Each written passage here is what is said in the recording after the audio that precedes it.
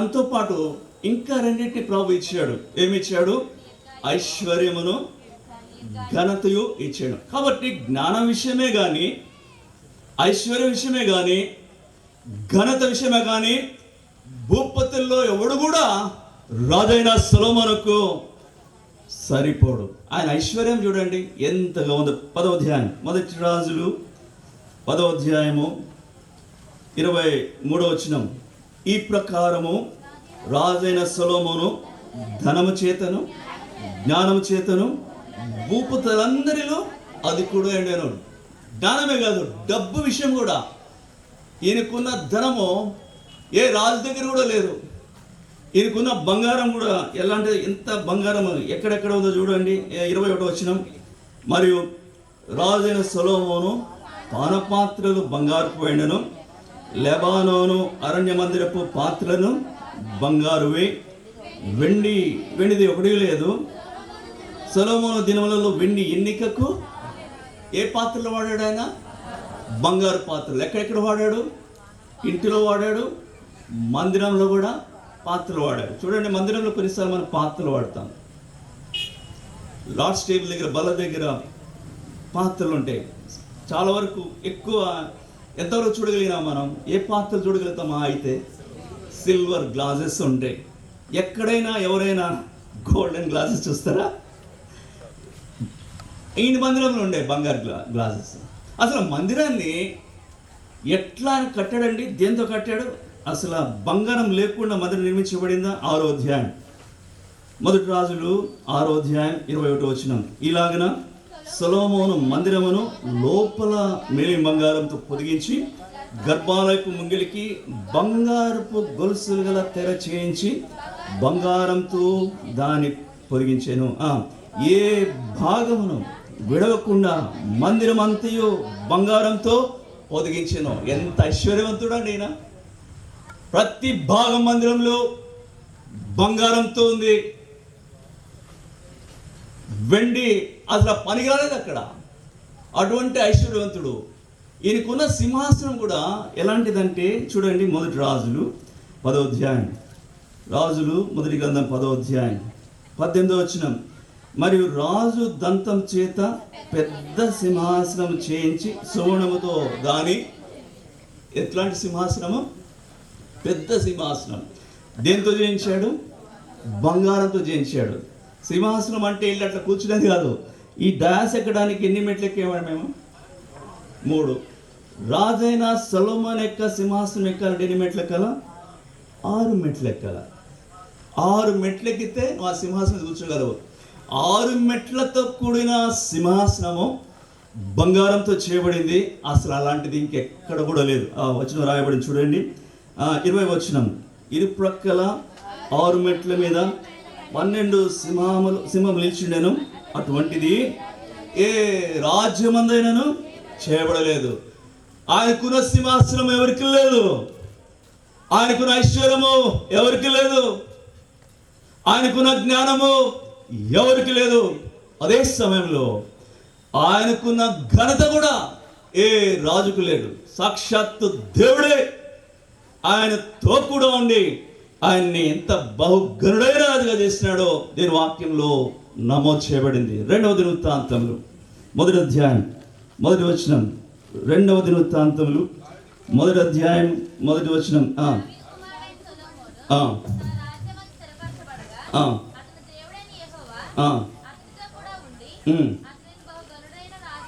అతనితో కూడా ఉండి అతనిని బహు ఘనుడైన రాజుగా చేశాడు. ఇలాంటి వాడని చెప్పాడు మానవాళికి. ఈ మూడింటిలో అసమానుడైన ఈరోజు ఆయన చెప్పినది ఇదే. ప్రతి దానిని దేవుడు తీర్పులో తీసుకురాబోతున్నాడు. అది మంచిదే కానీ, అది చెడ్డదే కానీ, ప్రతి క్రియ విషయమై విమర్శించబడే దినం రాబోతుంది. అది ఆయన కన్క్లూజన్. కాబట్టి ప్రియమైన సోదరి సోదరుడా, ఈ రాత్రి నీ జీవితంలో కూడా ఒక తీర్పు దినం రాబోతుందని నువ్వు గుర్తెరిగినావా? నేను సృష్టించిన సృష్టికర్తను నీ జీవితంలో తెలుసుకోకుండా, ఆయన కొరకు జీవించకుండా జీవితం ద్వారా ఆయన మహిమ తెకుండా ఈ లోకం విడిచిపెడితే ఆ తీర్పు నువ్వు ఎదుర్కోవాల్సిందే.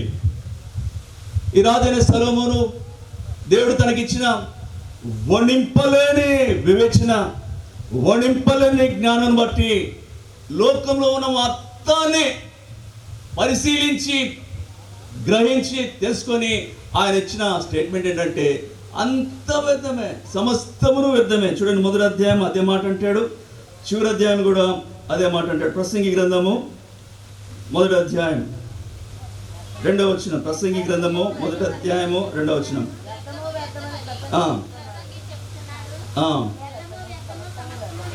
వ్యర్థము వ్యర్థము సమస్తమును వ్యర్థమే. చివరి అధ్యాయంకి రండి, 12వ అధ్యాయము 9వ వచనం, లేకపోతే 8వ వచనం.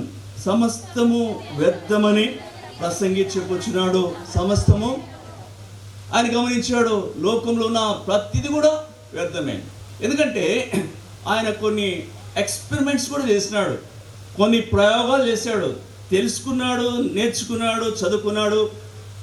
ఆయన స్వకీయ అనుభవంలో కూడా అది లోకంలో ఉన్న ప్రతిది కూడా వ్యర్థమే ఆయన గమనించినాడు. అందుకని చూడండి, ప్రసంగి గ్రంథము 2వ అధ్యాయం, ప్రసంగి గ్రంథం 2వ అధ్యాయం 4వ వచనం. నేను గొప్ప పనులు చేయబోనుకుంటుని, నా కొరకు ఇండ్లు కట్టించుకుంటుని, ద్రాక్ష తోటలు నాటించుకుంటుని. అట్లా ఆయన ఏమేం చేశాడో ఒక పెద్ద జాబితా ఉంది. ఆ జాబితా ముగించిన తర్వాత ఆయన ఏమని కంక్లూడ్ చేస్తున్నాడు చూడండి, 11వ వచనం. అప్పుడు నేను చేసిన పనులన్నీ, వాటి కొరకై నేను పడిన ప్రయాసమంతయు నేను నిదానించి వివేచింపగా అవన్నీ వ్యర్థమైనవిగాను ఒకడు గాలికి ప్రయాసపడినట్టుగానే. ఇది రాజైన సొలొమోను గ్రహించిన సత్యం. ఇన్ని తెలియజేస్తున్నాడు. నిజమే ఓ సహోదరి సహోదరుడా, లోకంలో ఉన్న ప్రతిది కూడా వ్యర్థమే. వ్యర్థమైన జీవితంలో కొనసాగితే, లోక సంబంధమైన వ్యర్థతను అనుసరించి దేవునికి దూరంగా జీవిస్తే ఇవ్వబడిన కన్క్లూజన్ అంటే తీర్పు దినం రాబోతుంది. ప్రతి అంశం గురించి, ప్రతి క్రియ గురించి దేవుడు తీర్పులను తీసుకురాబోతున్నాడు. ఈ సందేశం ఎవరికి ఇచ్చినాడు? ఆయన కొద్ది మందికి ఇచ్చినాడా? ఆయన పరిపాలించే రాజ్య ప్రజలకు ఇచ్చినాడా? లేదు. ఒక మాట అన్నాడు, మానవ కోటికి,